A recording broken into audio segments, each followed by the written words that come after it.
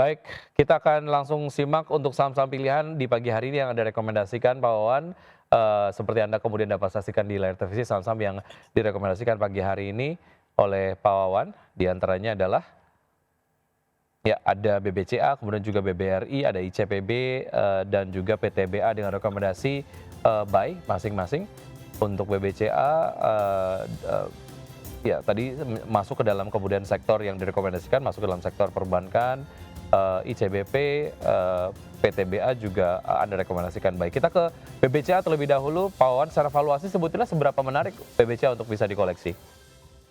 Ya, sebagai salah satu emiten terbesar di Indonesia ya, dari sisi kapitalisasi, kemarin BBCA terkoreksi lumayan dari sekitar 9 ribuan itu menuju ke 8.500. Ini menurut saya ya level yang menarik untuk masuk karena, BBCA secara fundamental masih sangat baik dan, ketika asing nanti kembali masuk ke Indonesia, itu biasanya saham BBCA juga saham pertama yang akan dibeli juga. Oke, secara fundamental tentunya ini kemudian menjadi sebuah, saham yang menarik untuk bisa dikoleksi dalam jangka waktu menengah ke panjang begitu. Secara, teknikal, kalaupun mungkin, beberapa di antara, pemirsa kita yang, menyaksikan pada kesempatan kali ini ingin main jangka pendek di BBCA sebetulnya menarik atau tidak, Pak Wawan? Cukup menarik Mhm. karena, saat ini level BCA di sekitar 8.600-an ya, itu, relatif murah untuk historis BCA. Jadi bisa dibeli dengan target jangka pendek 3 bulan ke depan, itu bisa kembali ke 89 sampai 9.000. Baik, target jangka panjang untuk BBCA? Target jangka panjang kita percaya bahwa BBCA bisa kembali ke 10.000, Baik. untuk 1 tahun ke depan. Dari BBCA kita bergeser ke BBRI, seperti apa analisis lengkapnya, Pak Wawan? Ya, untuk BBRI tentunya ini salah satu saham big banks yang valuasinya juga relatif murah ya, setelah terkoreksi cukup dalam di tahun lalu dan juga sempat di awal tahun ini.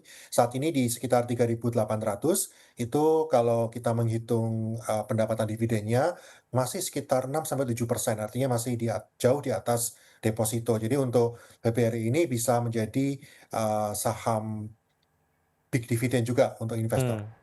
Oke, untuk menengah panjang dan juga jangka pendek sama seperti BBCA menarik juga untuk keduanya, term investasi, keduanya Pak Wawan?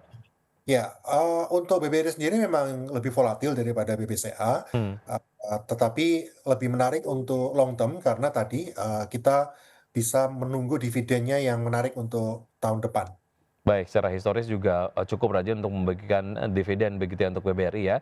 Dari BBRI kita ataupun dari sektor perbankan ada BBCA dan juga BBRI, kita bergeser ke consumer good ada, ICBP Pak Wawan. Apa yang kemudian membuat ICBP menarik di, point of view Anda Pak Wawan? Ya, ICBP ini di bulan ini akan membagikan dividen ya, sekitar Rp250 per lembar, itu berarti kan dengan harga saat ini ya dividen yield-nya sekitar 2%-an, itu cukup menarik.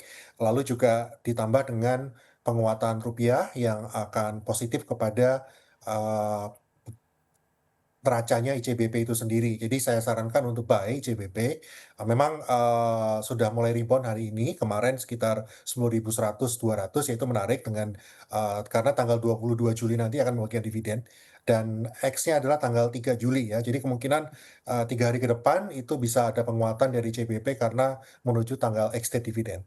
Baik, ada beberapa pertimbangan sebelum kemudian investor melakukan investasi kepada ICBP untuk term investasi menengah ke panjang, di antaranya adalah secara, sektor masuk ke dalam defensive sektor begitu dan juga secara fundamental juga cukup baik begitu. Sekedar edukasi untuk pelaku pasar sebetulnya apa yang perlu diperhatikan ketika kita bicara mengenai sebuah sektor yang cukup defensif, dan juga fundamentalnya yang cukup baik, apa yang menjadi concern biasanya? Saham-saham seperti ini cukup sensitif terhadap apa sebetulnya Pak Wawan? Ya, karena memang cash flow-nya yang cenderung kuat ya, lalu juga sektor yang defensif, biasanya saham-saham consumer good itu tidak murah secara valuasi, karena memang ada nilai intrinsik di situ.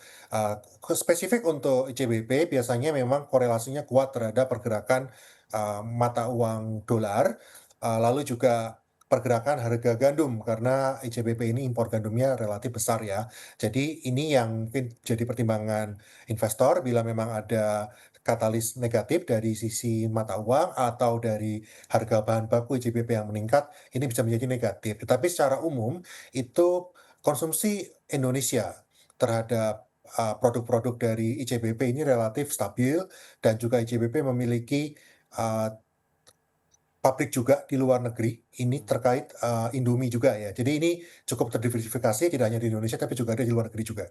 Baik, ada beberapa negara yang kemudian menjadi supplier, khususnya untuk produksi gandum lah ya, serapan gandum di global, di antaranya adalah ada Ukraina, kemudian juga ada Australia begitu. Kalau kita, baca, berita terkait dengan kemungkinan, resesi ataupun mungkin, krisis di Australia sendiri, sejauh mana ini mungkin, meningkatkan concern lah, mengenai saham-saham yang kemudian ataupun perusahaan-perusahaan yang mengimpor komoditas yang produksi ataupun mungkin diekspor oleh negara-negara yang secara ekonomi ini sedang ada di sebuah kondisi yang cukup challenging, Pak Wawan.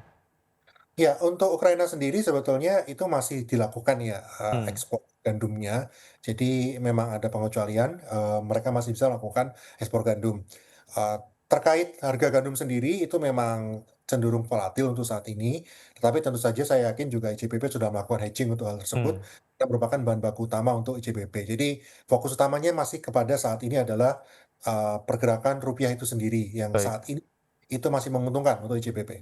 Baik, itu yang kemudian menjadi fokus utama begitu ya. Dari ICBP kita ke PTBA tadi sudah disampaikan analisisnya sedikit, seperti apa, analisis lengkapnya untuk PTBA, Pak Wawan?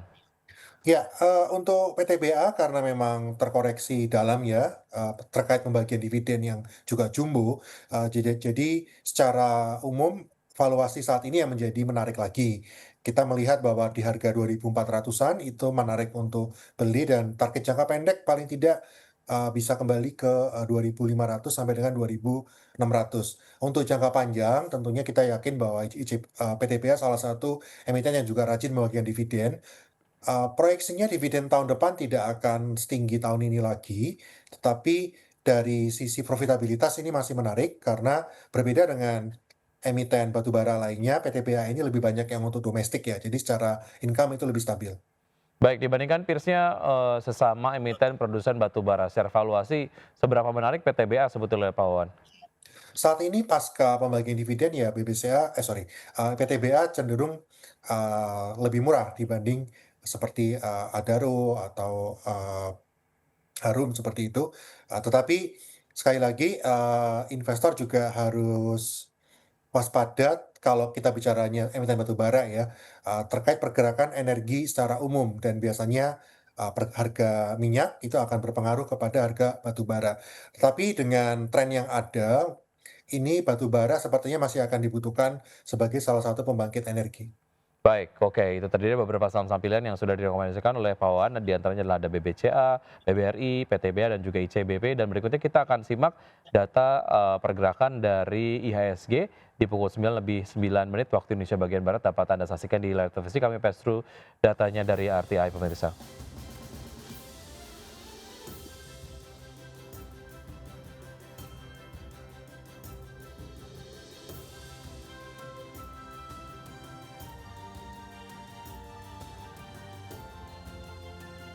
Ya, IHSG sejauh ini bergerak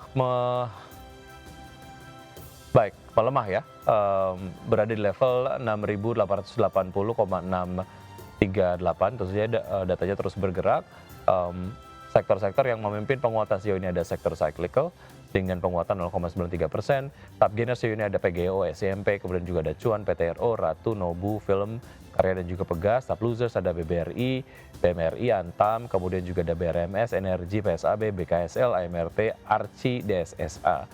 BBRI sejauh ini jadi top losers, Pak Wawan, sejauh mana ini kemudian menjadi hal yang cukup menarik bisa kemudian masuk ke BBRI dengan harga yang lebih murah, Pak Wawan? Ya, seperti saya sampaikan tadi untuk BBRI memang cenderung ini cocok untuk jangka lebih panjang ya, dengan, eee, target salah satunya adalah dividen yield yang besar. Untuk BBRI sendiri setahun ke depan itu targetnya bisa kembali ke 4.000-an, tapi untuk jangka pendek ya memang, sentimen penjualan asing masih cukup besar di saham ini. Baik, itu tadi beberapa analisis yang sudah disampaikan oleh Pak Wawan Hendrayana, Vice President dari Infovesta. Semoga dapat menjadi referensi dan juga sumber informasi bagi pelaku pasar yang menerapkan strategi investasinya hari ini dan keputusan investasi kembali ke tangan investor. Dan Pak Wawan, terima kasih sudah bergabung. Sukses dan juga sehat selalu untuk Anda, Pak Wawan. Sama-sama, selamat pagi, sehat selalu. Baik, dan pemirsa saat lagi kami akan menghadirkan update informasi diantaranya adalah terkait dengan Medco Energi Internasional akuisisi hak partisipasi Repsol senilai 425 juta US dollar dan Market Plus akan segera kembali usai jeda berikut.